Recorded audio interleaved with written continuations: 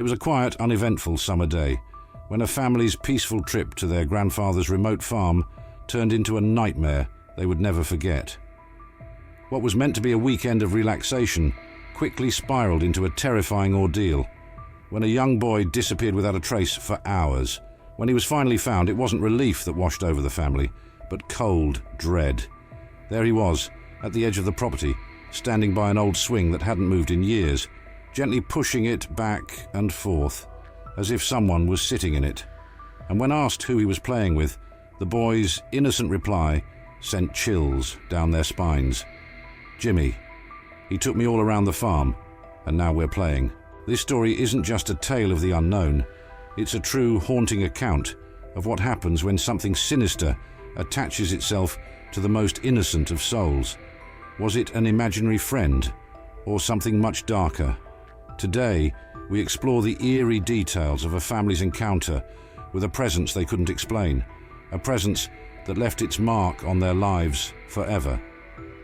The events that follow will make you question the line between the imaginary and the real, and how far the unseen is willing to go to make itself known.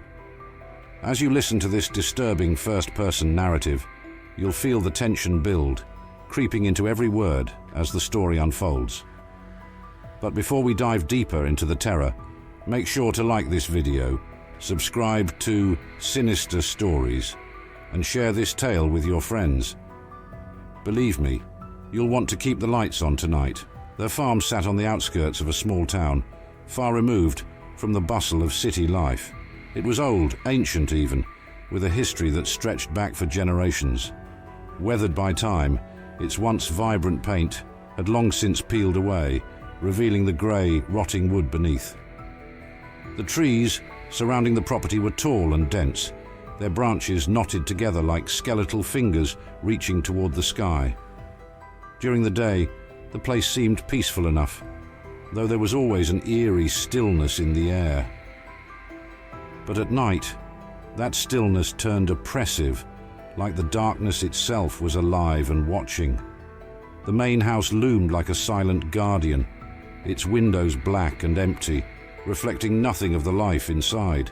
There were no neighbors for miles, and the only sound at night was the howling wind whipping through the trees, carrying with it whispers that seemed too human to be just the wind. And then there was the swing. Tucked away in the far corner of the property, under a massive oak tree, it was old and rusted, creaking softly even when there was no breeze. No one used it anymore, but every once in a while it would sway, as though someone, or something, was sitting on our seat. It was here, by this swing, where the boy was found after he had been missing for hours.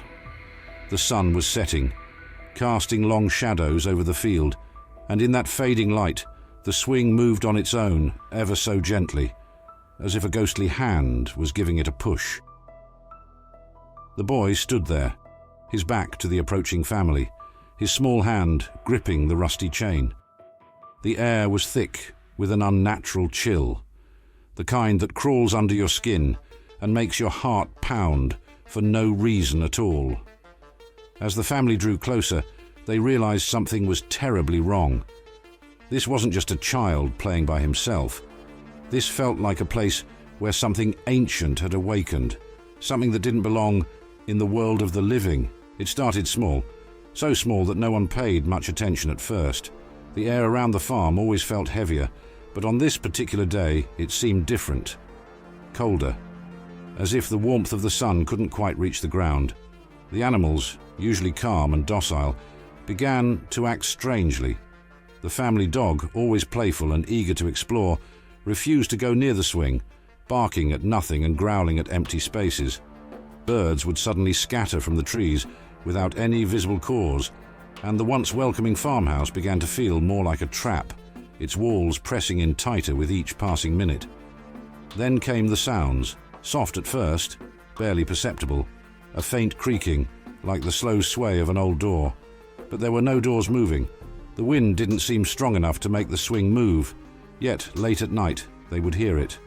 The unmistakable groan of rusted chains, moving as if someone was sitting in the swing, pushing back and forth, back and forth. It was unsettling, But they told themselves it was just the wind. It had to be, but things only got stranger. The boy began talking about Jimmy more frequently, mentioning places around the farm that even his parents didn't know about. Forgotten corners, hidden paths. "Jimmy showed me," he'd say innocently, as though this mysterious figure had always been part of their lives. Then came the sudden cold snaps, moments where the temperature would plummet without warning, and a creeping sense of being watched would settle over the family as though something unseen was standing just outside their vision, lurking in the shadows. The true terror set in when, during a quiet evening, the boy was found staring out the window, eyes wide and unblinking. When asked what he was looking at, his reply sent a shiver through the room. "Jimmy's outside. He's waiting for me." The family rushed to look outside, but there was nothing there. Just the dark silhouette of the swing, moving slowly in the breeze, as if waiting for its next occupant. The feeling of dread hung thick in the air, and it became clear that whatever was happening on the farm was far from normal.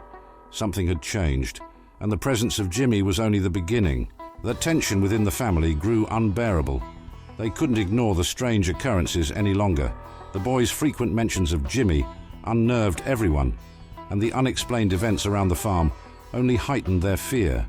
At night, they would lie awake, listening to the creaking of the old swing outside, its slow rhythmic motion seemingly mocking their inability to understand what was happening. The parents were torn. Was it all in the boy's head, a product of his imagination? Or was there something truly sinister at play? Every passing day made it harder to dismiss the signs.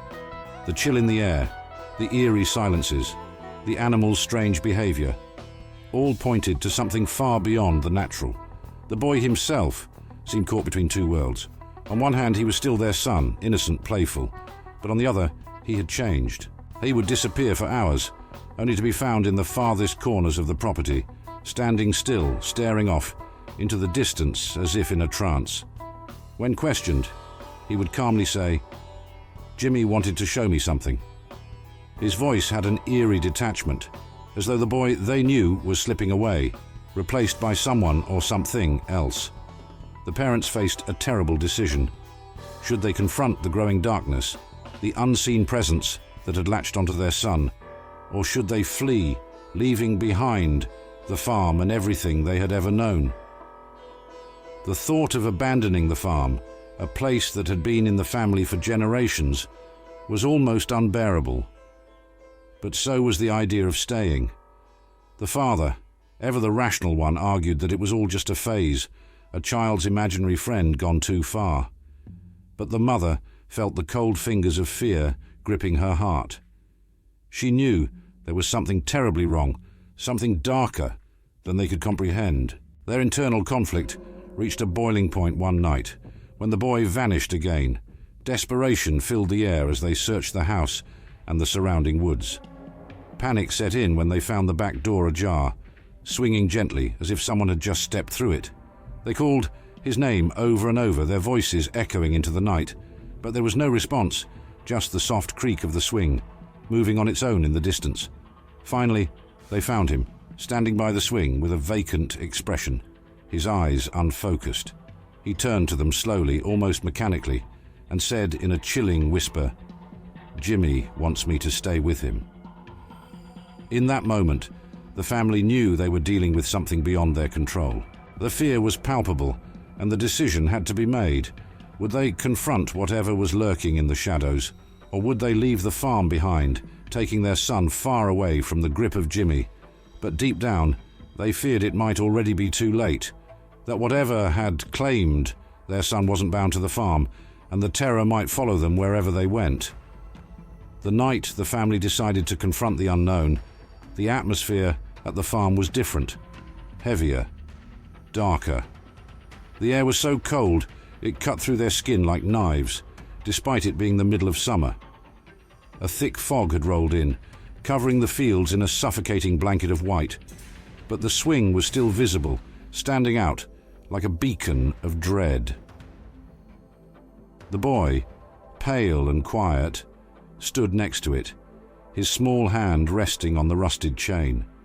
His parents approached slowly, the father holding a flashlight that flickered nervously, as if even the light was afraid of what it might reveal. "Jimmy's here," the boy whispered, without turning to look at them. His voice sounded distant, almost as if it were coming from somewhere else, a place far removed from the reality they knew. The swing began to move, creaking with each slow arc, though the air around it was still. The mother's breath hitched as she stared into the fog, swearing she could see a shadow sitting in the swing, faint but unmistakable, like the silhouette of a child, but no child they had ever known. Suddenly the flashlight blinked out, plunging them into complete darkness. Panic surged through them, but before they could react, a whisper, low and cold, swept through the air. It wasn't the wind. It was a voice, so close and yet so far away, calling the boy's name, softly, coaxingly. "Come play with me," it said, chilling the blood in their veins. The boy stepped forward, his eyes wide and unblinking, entranced by the invisible pull. Their father grabbed his arm, but it was as if an unseen force was pulling him in the opposite direction, something far stronger than human hands. Out of the corner of her eye, the mother saw movement. The fog seemed to part for just a moment, revealing a figure standing behind the swing, a child, or what looked like a child drenched in shadow. Its eyes were hollow, empty pits of darkness that stared directly at her. The figure smiled, a twisted, unnatural grin that stretched too wide for its face. She gasped, stumbling backward, her heart pounding as terror overtook her. This wasn't just a ghost. This was something far worse, something ancient, something that fed on fear and innocence. As the father pulled the boy away, the swing stopped moving. The fog thickened again, enveloping the figure, but the feeling of its presence remained, a heavy weight pressing down on them. The boy let out a sharp cry, struggling against his father's grip, reaching toward the swing. "Jimmy, don't leave me," he screamed, tears streaming down his face. But the parents knew they couldn't let him go. Whatever Jimmy was, it wasn't human, and it wasn't leaving without a fight. The mother, shaking, muttered a prayer under her breath, trying to block out the whispers that continued to swirl around them. The shadows seemed to stretch out, reaching for the boy, trying to pull him back into their cold embrace. And then, just as suddenly as it had begun, everything went still. The swing was motionless. The fog started to lift, but the air remained thick with the undeniable feeling that this was only the beginning. Jimmy wasn't gone. He was just waiting, watching from the darkness, biding his time for another chance to claim what he wanted. The night was far from over, and as they dragged their terrified son back to the house, the truth began to unravel in ways they could never have imagined.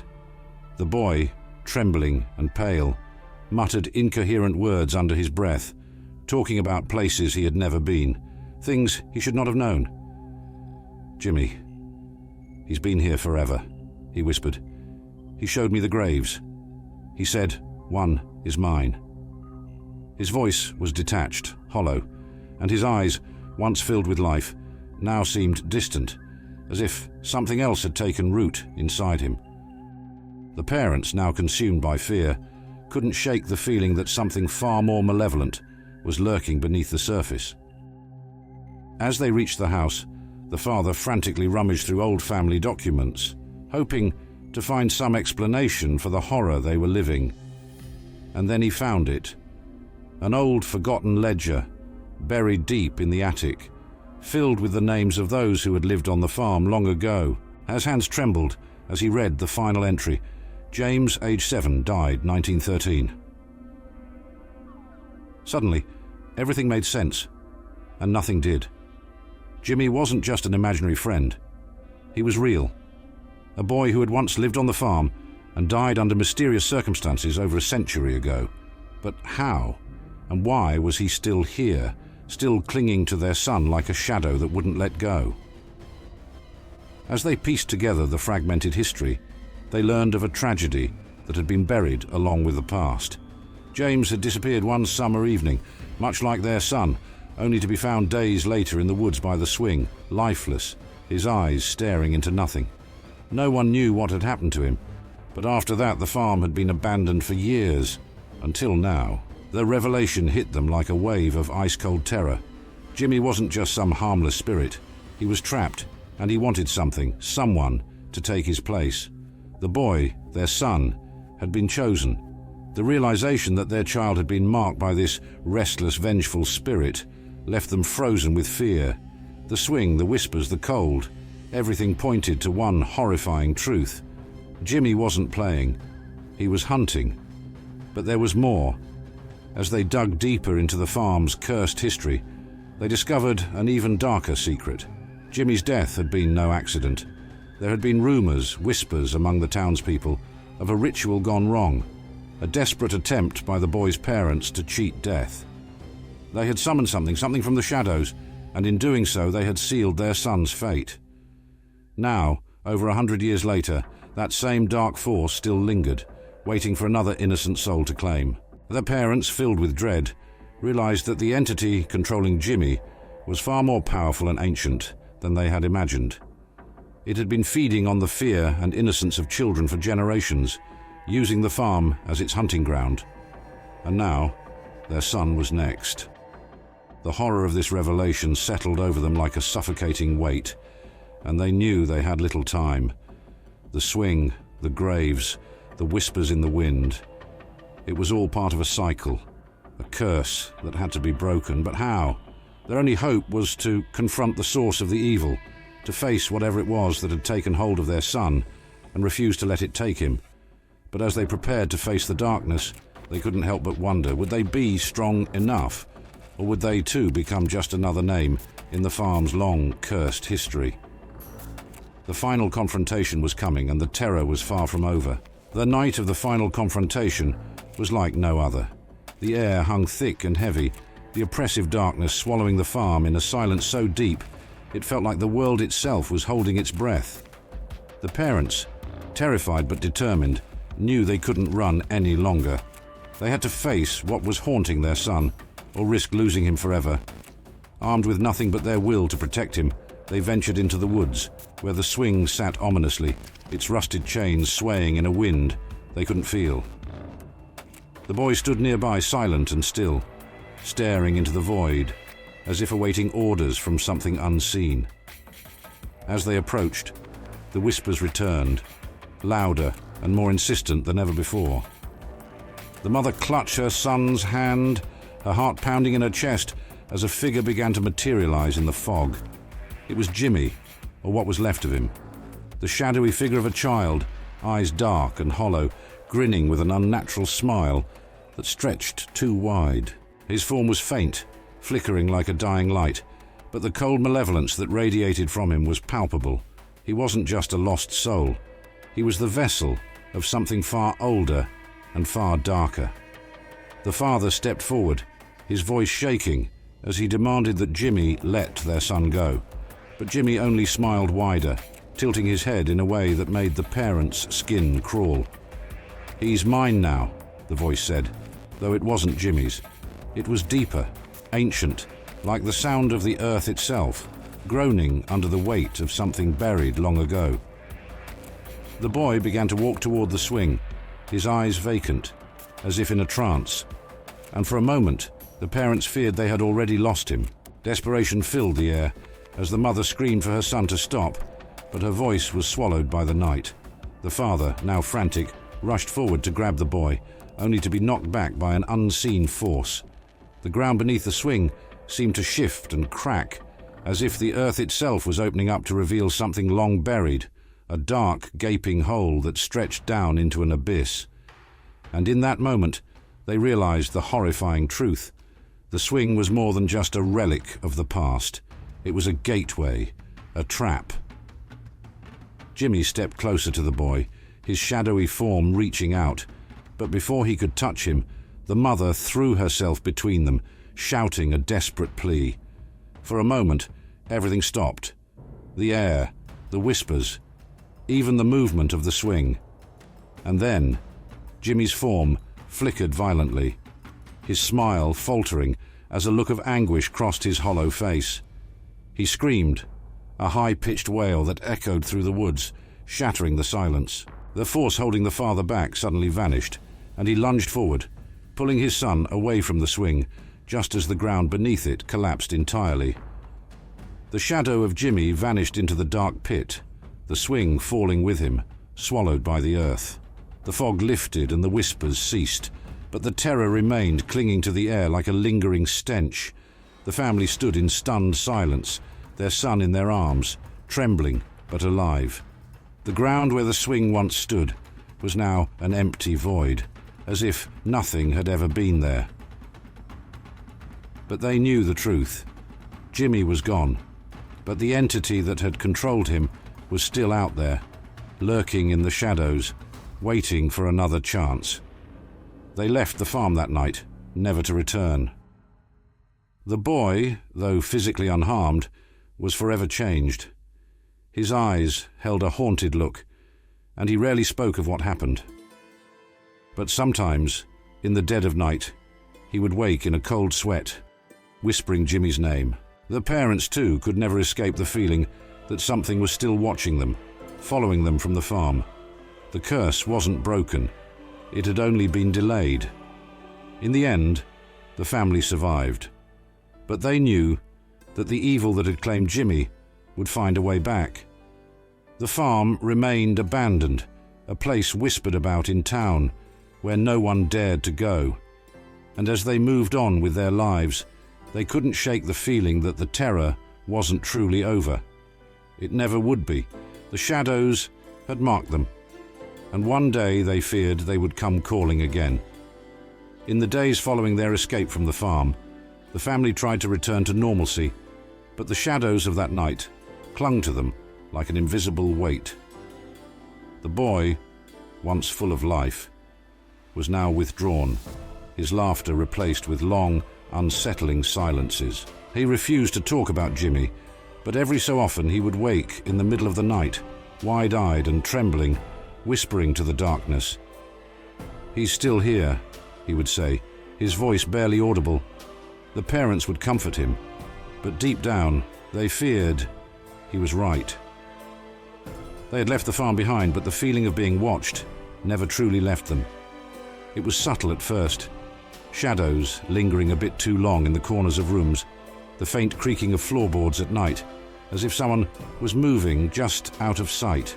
The mother often caught herself glancing at the window, expecting to see that familiar swing, swaying gently in the breeze. But they were far from the farm now, or so they thought. The father, though he tried to remain stoic, often woke drenched in sweat, hearing whispers in his dreams, whispers that sounded just like Jimmy's voice, calling from the darkness, asking to play again. The boy's behavior grew more erratic. He started drawing pictures, crude childlike depictions of a dark figure standing next to a swing. Sometimes the figure had no face. Other times, its grin was impossibly wide, stretching across the page in a twisted, unnatural smile. When asked about the drawings, he would shrug as if they meant nothing to him. But the parents couldn't shake the feeling that Jimmy wasn't gone, that he was still with them, hiding in the shadows, waiting for his chance to return. One day, while the mother was cleaning the boy's room, she found something that made her blood run cold. Beneath his pillow, there was a small, rusted chain, the same kind that had once held the swing in place. She stared at it, in horror, her mind racing. How had it followed them here? How had it found its way into their home? She threw it out immediately, but the damage was done. The entity had left its mark, and no matter how far they ran, it would always be with them. "I'd be sent. I'll see now, Bill Afik. I'd be seated, and I'll see on Tanaffantis.